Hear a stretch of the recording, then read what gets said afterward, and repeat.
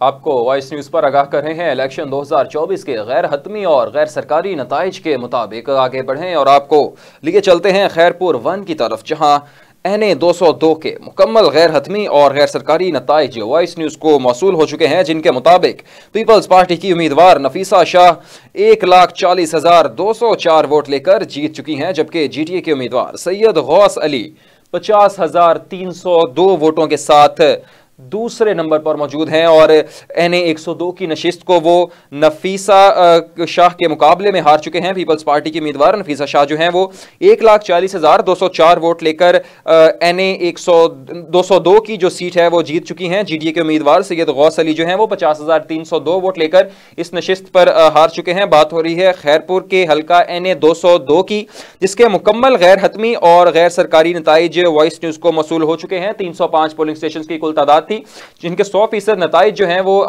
Voice news को मौसूल हो चुके हैं। आपको अपडेट कर रहे हैं और आपको बताएं कि पीपल्स पार्टी की उम्मीदवार नफीसा शाह 1,40,204 वोट लेकर इस हल्के में जीत चुकी हैं, जबकि GTA के उम्मीदवार सैयद गौस अली 50,302 वोट हासिल करने में ही कामयाब हुए हैं। इस हल्के में भी पीपल्स पार्टी की उम्मीदवार नफीसा शाह हैवी लीड के साथ GTA के उम्मीदवार सैयद गौस अली को हरा चुकी हैं और सैयद गौस अली के जो कुल वोट थी उनकी तादाद 50,302 है।